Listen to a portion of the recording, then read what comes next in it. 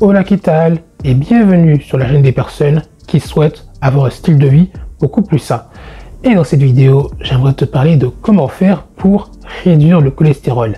Alors, attention, là je vois déjà les personnes venir avec des fourches pour me dire quelle connerie tu vas raconter.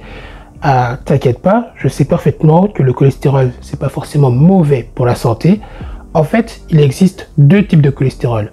Le HDL, qui est le bon cholestérol, et le LDL, qui est le mauvais cholestérol.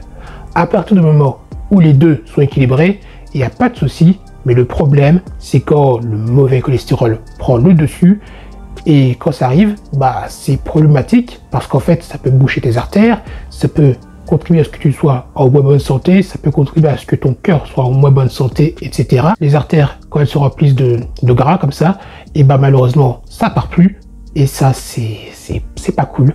C'est la raison pour laquelle dans cette vidéo, je vais t'aider à mieux équilibrer tes niveaux de cholestérol à travers de plusieurs méthodes, plusieurs aliments, plusieurs techniques. Donc, sans plus de blabla, sans plus de transition, je te dis let's go pour la vidéo.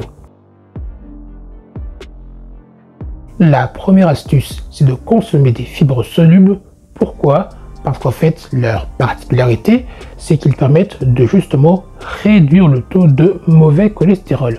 En plus, il y a l'étude qui a été faite et cette étude, elle a montré que si tu consommais entre 5 à 10 grammes de fibres solubles par jour, tu pourrais déjà voir des effets bénéfiques pour ta santé au bout de seulement 4 semaines.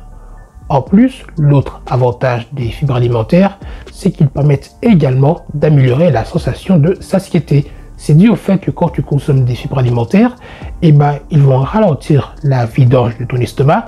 Donc, ils vont ralentir le temps que ton estomac prend pour se vider, ce qui va favoriser la sensation de satiété beaucoup plus longtemps. La deuxième astuce, c'est de consommer des fruits et des légumes. Pourquoi? Parce que les fruits et les légumes, c'est blindé de fibres alimentaires. D'autant plus qu'il y a une étude qui a montré que justement, si tu consommais 4 portions de fruits et légumes par jour, ça permettait de réduire de 6% ton taux de mauvais cholestérol par rapport aux personnes qui ne consomment pas de fruits du tout dans la journée. Donc, comme quoi, en fait, c'est une action toute simple à appliquer dans ton quotidien, dans ta routine, et cette simple action peut avoir des énormes conséquences pour ta santé de façon positive. Donc, pourquoi pas essayer. En plus, l'avantage des fruits et des légumes, c'est que ça contient également pas mal d'antioxydants. Les antioxydants permettent de nous protéger contre les radicaux libres, qui sont des fichues molécules instables qui peuvent endommager nos cellules, ce qui va favoriser le fait de vieillir plus vite, le fait de contracter certaines maladies, et malheureusement, bien plus encore.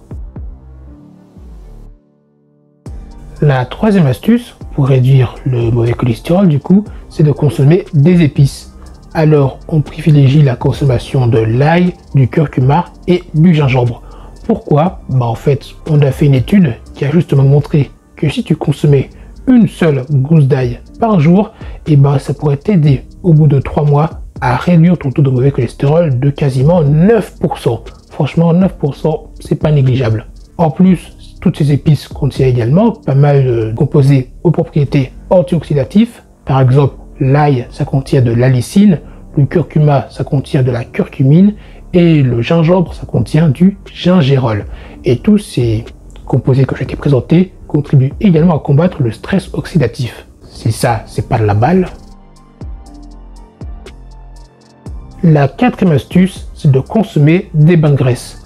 Alors, c'est vrai qu'au premier abord, ça peut paraître assez contre-intuitif, consommer des graisses pour réduire les graisses, mais c'est un peu plus compliqué que ça, parce qu'en fait, quand tu vas consommer des bonnes graisses, tu vas contribuer à augmenter ton taux de bon cholestérol, ce qui va réduire le taux de mauvais cholestérol, et ça, c'est ce qu'on veut. Les sources de bonnes graisses, tu peux principalement les retrouver dans, par exemple, les avocats, qui sont également une super source de fibres alimentaires. Tu peux en retrouver dans l'huile d'olive, dans les poissons gras. Les poissons gras, ça contient également des oméga 3, qui sont des bonnes graisses qui sont bénéfiques pour la santé de notre cœur, de notre cerveau, qui contribuent à réduire l'inflammation.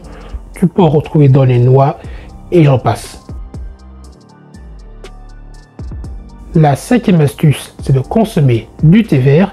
comme quoi le thé vert ça a tellement d'avantages pour la santé.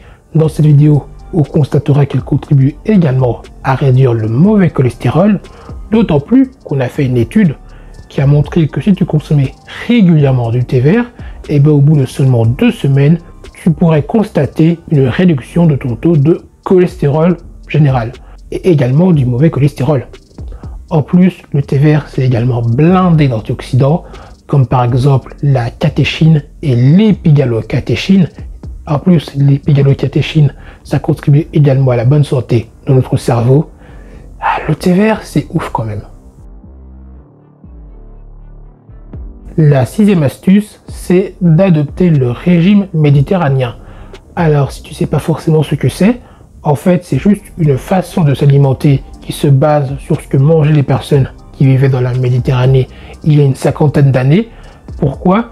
Parce qu'en fait, on a constaté que ces personnes-là vivaient beaucoup plus longtemps que le reste du monde. Donc, on a essayé de comprendre pourquoi. On s'est penché sur la question et on a constaté que, en fait, si ils vivaient aussi longtemps, c'était surtout à cause de leur alimentation. En fait, le régime méditerranéen consiste à manger mieux, pas moins, faire du sport, voir du monde et j'en passe. Si tu souhaites qu'un jour je te fasse une vidéo beaucoup plus détaillée sur le régime méditerranéen, n'hésite pas à me l'informer en commentaire et je le ferai. Et sur ce, on passe à l'astuce suivante. La 7e astuce, c'est de réduire les gras trans. Qu'est-ce que c'est les gras trans? En fait, ce sont des graisses artificielles et sans surprise, tu vas surtout la retrouver dans la junk food, donc burger, chips, gâteaux, biscuits, machin, bidule chouette et j'en passe. Alors, je te dis pas de forcément stopper complètement de ça de sa vie si c'est ce qui te fait plaisir. Le but, c'est pas de développer des TCA, donc des troubles du comportement alimentaire, mais le but serait plutôt d'en consommer vraiment de façon occasionnelle et avec modération pour éviter justement que ces mauvaises graisses s'accumulent dans notre corps. J'espère que cette vidéo t'aura plu, qu'elle t'aura permis à mieux comprendre le cholestérol et comment faire pour mieux l'équilibrer dans ton corps, dans ton sang, etc. D'ailleurs, si ce type de contenu t'intéresse, sache que j'ai une newsletter quotidienne où j'aborde ce type de sujet beaucoup plus souvent. C'est le premier lien en description et sur celui-ci, je parle beaucoup plus souvent de style de vie sain et de nutrition. Sur ce, je te dis à la prochaine et surtout, prends soin de toi.